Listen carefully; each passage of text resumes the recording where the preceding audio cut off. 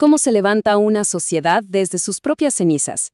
Bueno, hoy vamos a meternos de lleno en la ambiciosísima respuesta de Auguste Comte, el positivismo. Y quédense, porque veremos la tremenda ironía de cómo su plan para literalmente salvar al mundo terminó inspirando un movimiento que solo quería salvar al lenguaje. A ver, esta pregunta no es poca cosa. Y para Auguste Comte era la pregunta. No era algo teórico, ¿eh?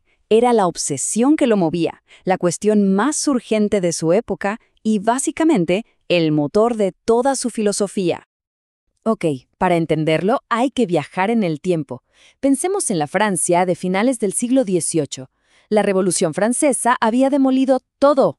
El antiguo orden ya no existía. La sociedad estaba hecha pedazos, en un caos absoluto, buscando casi a tientas algo nuevo en que creer.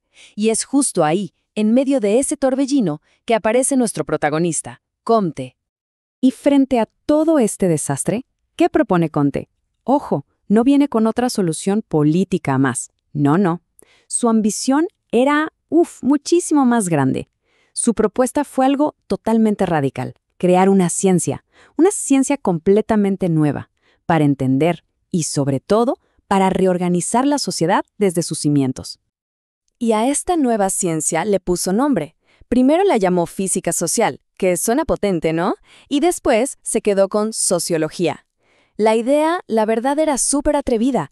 Piénsenlo, si la física tiene leyes que explican cómo funciona el universo, ¿por qué la sociedad no iba a tener las suyas? El plan era ese, encontrarlas, usarlas para predecir el futuro y finalmente traer de vuelta el orden perdido. Pero, a ver, que quede claro. Comte no se inventó todo esto de la nada, para nada. Su gran plan fue, en realidad, una síntesis brillante, una mezcla de ideas de siglos de pensamiento europeo. Se apoyó, como bien dice el dicho, en hombros de gigantes. Y para entender de dónde sale todo esto, tenemos que retroceder un par de siglos. Su pensamiento es como un rompecabezas. Agarró el método empírico de Bacon, el racionalismo de Descartes, esa fe ciega en el progreso de Turgot y Condorcet, y fíjense qué interesante, hasta tomó la necesidad de orden del conservador de Maistre y las ideas de su propio mentor, Saint-Simon, un verdadero mix. Y acá nos topamos con un dilema clave que Comte tuvo que resolver. El conocimiento verdadero, ¿de dónde sale? ¿Viene de observar el mundo, como decía Bacon, o nace de la razón pura, de la lógica, como sostenía Descartes? Bueno, Comte intentó hacer las paces entre los dos. Su solución fue fusionarlos, usar la razón para saber qué observar y cómo entender los hechos. Y había otro gran conflicto que lo tenía de cabeza. Por un lado, tenía toda la herencia de la Ilustración, con su fe total en el progreso humano. Pero por el otro, estaban los conservadores, como de Maistre, que, aterrados por la revolución, exigían orden y autoridad a toda costa. ¿Progreso u orden? El sistema de Comte es en esencia su intento gigantesco de unir esas dos ideas que parecían irreconciliables. Ok, entonces, con todas estas piezas del rompecabezas, Comte por fin arma su gran sistema filosófico. Ahora sí, vamos a meternos de lleno en los principios del positivismo. Esta es probablemente su idea más conocida, la ley de los 3 estadios. Comte estaba convencido de que la humanidad y cada ciencia evoluciona pasando sí o sí por 3 etapas. Primero, la teológica. Todo se explicaba por dioses. Después, la metafísica, con cosas más abstractas como la naturaleza. Y por último, la cima, el estadio positivo, donde todo se explica con leyes científicas y pura observación. Una escalera hacia la verdad, digamos. Y todo este sistema se apoya en 4 pilares. 1. El cientificismo, o sea, la ciencia es el único conocimiento que vale. 2. El fragmentarismo, podemos romper la realidad en pedacitos para analizarla. 3. El determinismo, hay leyes sociales tan fijas como la ley de la gravedad.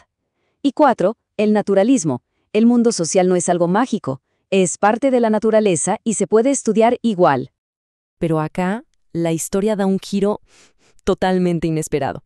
Porque la palabra positivismo sobrevivió a Comte, claro, pero la adoptó un movimiento filosófico en el siglo XX que tenía objetivos, completamente distintos.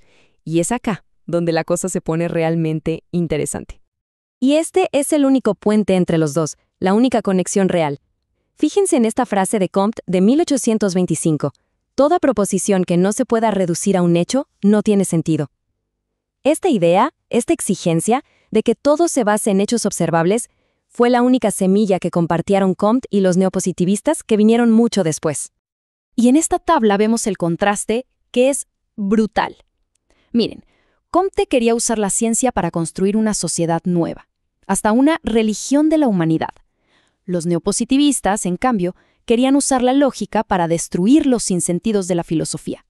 O sea, uno quería construir un mundo, los otros querían limpiar el lenguaje. Las metas, las herramientas, la ambición, nada que ver. Y este es el resumen de la gran ironía de su legado.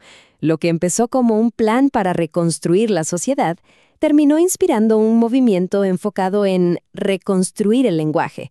Una transformación que, seguramente, a Comte le hubiera volado la cabeza. Y todo esto nos deja con una pregunta final, una que sigue súper vigente. La historia de estos dos positivismos lo deja clarísimo. ¿Para qué sirve la filosofía? ¿Es una herramienta para cambiar el mundo, como soñaba Comte? ¿O su trabajo es algo más modesto, quizás solo asegurarse de que lo que decimos sobre el mundo tenga sentido como pensaban sus herederos? Esa pregunta, bueno, esa sigue sin una respuesta definitiva.